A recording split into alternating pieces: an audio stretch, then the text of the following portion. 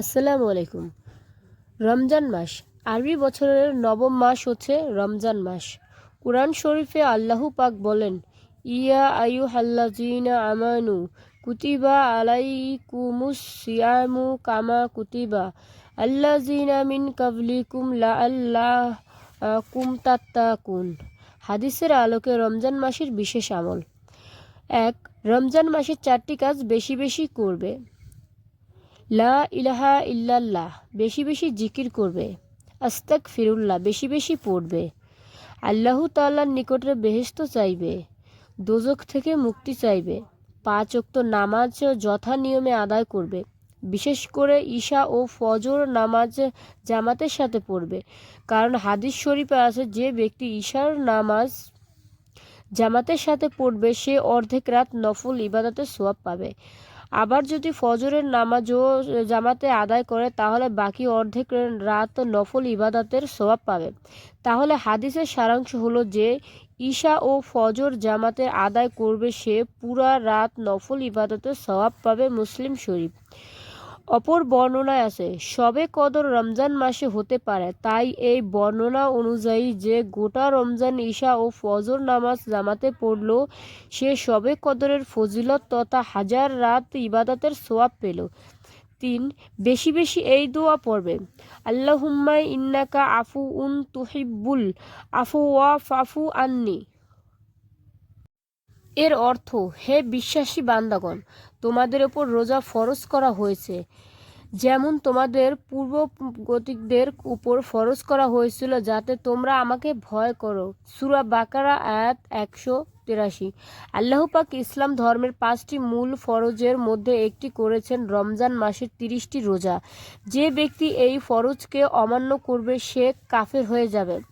হুজুর সাল্লাল্লাহু আলাইহি ওয়াসাল্লাম বলেন, যে ব্যক্তি রোজা রাখে আল্লাহ পাক তাকে বেহেশতের মধ্যে জমরত পাথরের তৈরি বাড়ি দিবেন। ওই বাড়ির 1000 দরজা হবে, প্রত্যেক দরজার সামনে একটি করে বৃক্ষ হবে। রোজাদারের নিদ্রা ইবাদত ও তার চুপ থাকা অবস্থায় তাসবিহ পড়ার নেকি লেখা হবে। আল্লাহ পাক বলেন, রোজা খাস আমার জন্য। রোজাদার ব্যক্তি কেবল আমার খুশির জন্য কামনা বাসনা ও আহার ত্যাগ করে রোজা রাখে, সেই রোজার প্রতিদান আমি নিজ হাতে দেব।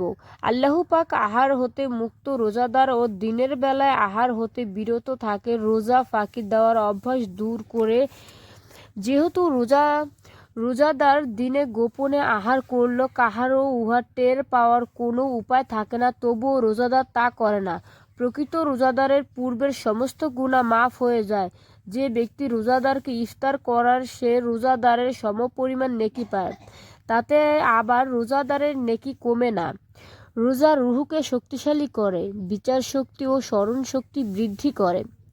রোজাদার কত খাদ্য সামনে রেখেও লোভ ত্যাগ করে দীর্ঘ একটি মাস কেবল আল্লাহ পাকের সন্তুষ্টির আশায় রোজা রাখে এবং মলিন শুষ্ক মুখ নিয়ে ক্লান্ত শরীরে নিজ নিজ কাজ করে, তখন আল্লাহ পাক ফেরেশতাদেরকে ডেকে বলেন, দেখো ফেরেশতারা, আমার বান্দা শুধুমাত্র আমার খুশির জন্য কত সবুর ও ত্যাগ স্বীকার করতেছে।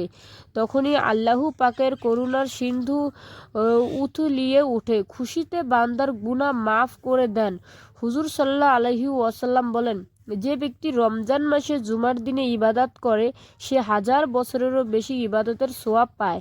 তিনি আরও বলেন, যে ব্যক্তি রমজান মাসে খাস আল্লাহর রেজামন্দির জন্য মনে মনে সওয়াবের কথা ভেবে রোজা রাখে সে যেন 600,000 উট কোরবানি করলো এবং 600,000 বছরের ইবাদত করলো। শুধু উপবাস থাকলে রোজা হয় না।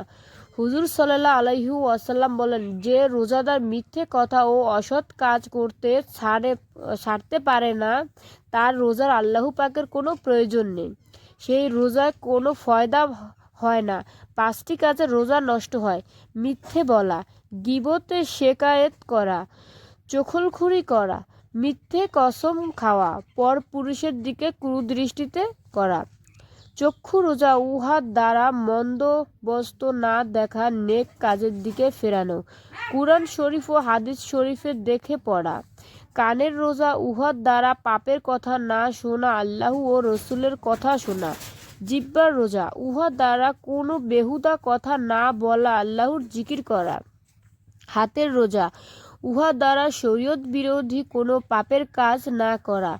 পায়ের রোজা, উহাকে ইবাদতের দিকে ফেরানো। তালিমে যাওয়া,